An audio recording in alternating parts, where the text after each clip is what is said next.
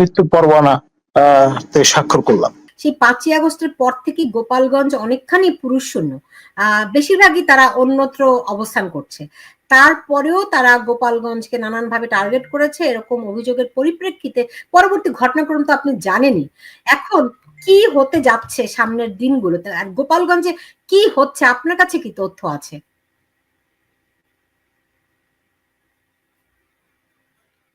Professor Nazmul Hasan Kalimullah, আপনি কি শুনতে পাচ্ছেন আমার কথা? এখানে আপনি জিজ্ঞেস করেছিলেন ঢাকার পরিস্থিতি কেমন। ঢাকায় একটা প্রস্তুতি চলছে, সাজ রব জামাতের একটা বিরাট সমাবেশ আছে এবং সেটিকে ঘিরে এক ধরনের উৎকণ্ঠা আছে, এটা বোঝা যাচ্ছে।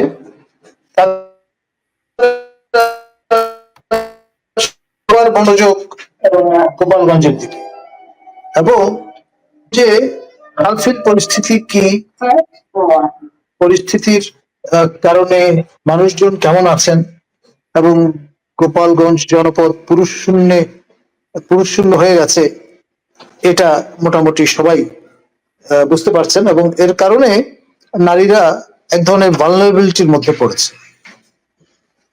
এখন প্রফেসর ইউনূস তিনি আপনার নারীদের এম্পাওয়ারমেন্টের সুবিধার্থে তাকে এবং আপনার গ্রামীণ ব্যাংকে যৌথভাবে কিন্তু নোবেল পুরস্কার দেওয়া হয়েছিল। এখন এই নোবেল পুরস্কার যেই উদ্দেশ্যে যেই কারণে তাকে দেওয়া হয়েছে, তিনি শান্তি কায়েম করবেন, সেখানে কিন্তু রীতিমতো অশান্তি ইনস্টিটিউশনালাইজ করবার জন্য যা যা করা দরকার সবই কিন্তু আজকে নিশ্চিত করা হয়েছে। আপনি নিশ্চয়ই খেয়াল করেছেন, আপনার জাতিসংঘের সঙ্গে চুক্তি হয়ে গেছে আজকে যে ঢাকা 17তম বাংলাদেশ 17তম স্বাগতিক দেশ হিসেবে কাজ করবে। জাতিসংঘের মানবাধিকার বিষয়ক যে অফিস স্থাপন করার প্রক্রিয়া চলছে তাতে, এবং আমাদের সরকারের পক্ষ থেকে ওই চুক্তিতে ইমিউনিটি প্রদান করে দেওয়া হয়েছে যে এই অফিসে যারা কাজ করবেন তাদের আপনার কোন রকমের দায়বদ্ধতা থাকবে না, তাদের বিরুদ্ধে কখনো মামলা মোকদ্দমা করা যাবে না এবং এর জন্য অ্যাকাউন্টেবল থাকবেন না, এখানটায় তারা চলে যেতে সক্ষম হবে নির্দ্বিধায় এবং বিনা বাধায়। আপনার এ পর্যন্ত যে দেশগুলোতে আপনার এই রকমের অফিস স্থাপিত হয়েছে প্রত্যেকটা কম বেশি কনফ্লিক্ট জোনে রূপান্তরিত হয়েছে এবং আগামী 3 বছরের জন্য আপনি ধরে নিতে পারেন বাংলাদেশ একটা কনফ্লিক্ট জোনের মধ্যে প্রবেশ করলো। অ্যাপারেন্টলি মনে হবে যে অনেকে মিষ্টি খাবেন যে আজকে এই চুক্তি স্বাক্ষরিত হয়েছে, কিন্তু এর মধ্য দিয়ে আমরা ইন এ ওয়ে যেটাকে বলে মৃত্যু পরোয়ানা তে স্বাক্ষর করলাম। এবং আমাদের এই অফিস স্থাপনের সবচাইতে বড় অবদান কিন্তু আমাদের মাননীয় উপদেষ্টা অ্যাডভোকেট আদিলুর রহমান খান শুভ্রর। তিনি সবচাইতে বড় মাপের defender of human rights, defender of democracy. তো সুতরাং তার এই ব্যাপারে উৎসাহ আগ্রহ সবচেয়ে বেশি ছিল এবং আমরা সেটি আজকে দেখলাম কার্যকর হলো। ধন্যবাদ।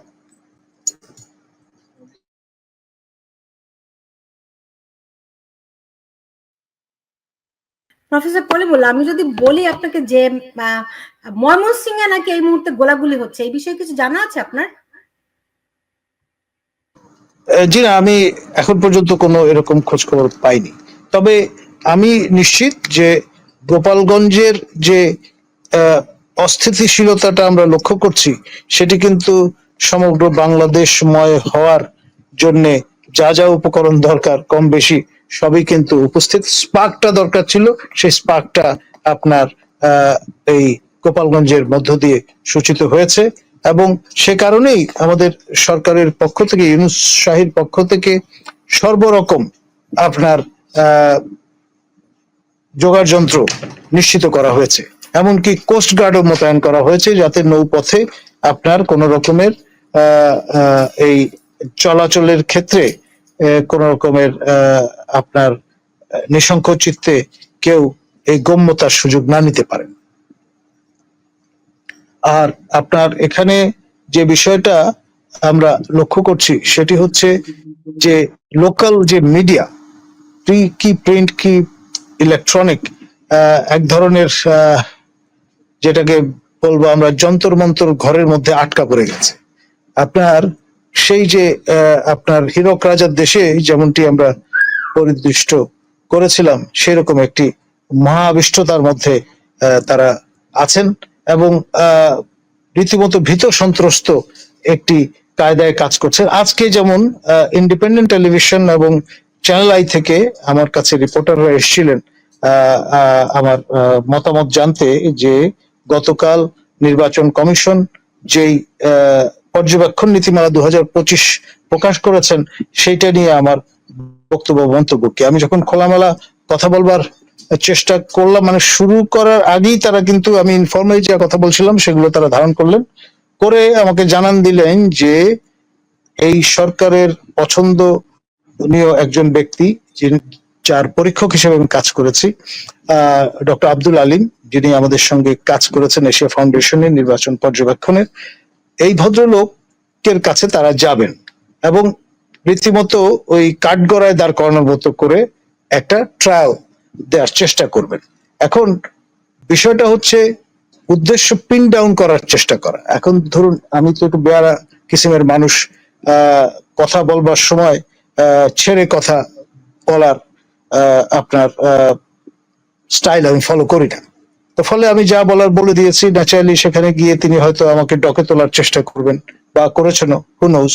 তো এই যে ভদ্রলোক, তিনি আপনার ডক্টর বদিউল আলম মজুমদার কর্তৃক নেতৃত্ব দেওয়া নির্বাচন সংস্কার কমিশনের অন্যতম কৌশলক হিসেবে কাজ করেছেন। পরবর্তীতে আইন করে যে বিচার ব্যবস্থা দিয়ে যা করা যায়, কি শাস্তি নির্ধারণ করা যায়, আপনার জনকীর্তক যারা আপনার নির্বাচনী কাজে রিটার্নিং অফিসার বা আপনার প্রিজাইডিং অফিসার হিসেবে ভূমিকা পালন করেছেন বা সমন্বয়ের কাজ করেছেন, সেই কমিটিতেও তিনি আছেন। অর্থাৎ একটা জাজমেন্টাল পজিশনে তাকে পাঠিয়ে দেওয়া হয়েছে, যার ইন্টিগ্রিটি নিয়ে নানান রকমের সমস্যা আপনার বিগত নির্বাচন কমিশন গুলো আপনার আশঙ্কা প্রকাশ করেছিল এবং সেটি কোনোভাবে ধামাচাপা দেওয়া হয়েছে এবং সেই ধামাচাপা দেওয়ার ক্ষেত্রে যিনি ভূমিকা পালন করেছেন তাকেও অনবোর্ড নেওয়া হয়েছিল। আমি নাম ইচ্ছা করি উল্লেখ করছি না।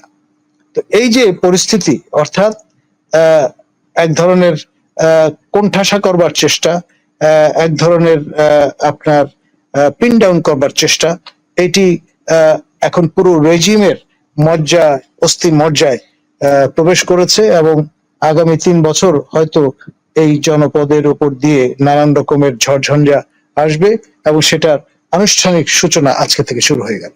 জি জি, প্রফেসর নাজমুল হাসান কলিমুল্লাহ, যে আমরা যদি দেখি যে আমি বিএনপির অবস্থানটি একটু, তাদের দুজনের নেতার বক্তব্য দিয়েছিলাম, জয়নুল আবদিন ফারুক এবং সালাউদ্দিন আহমেদের বক্তব্য দিয়েছিলাম, এবং আওয়ামী লীগ যে কর্মসূচি দিয়ে হলেও রাজনীতির মাঠে ফিরছে, মানে আগামী 20 জুলাই রোববার তারা হরতাল ডেকেছে। আপনার কাছে কি মনে হয় এই হরতাল কতটুকু তারা কার্যকর করতে পারবে?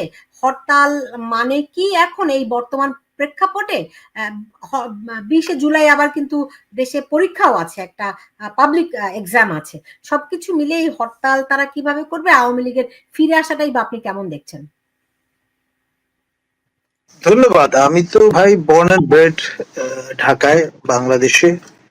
মাঝখানে পড়াশোনার জন্য বিলেতে অবস্থান করেছি, মার্কিন যুক্তরাষ্ট্রে অবস্থান করেছি।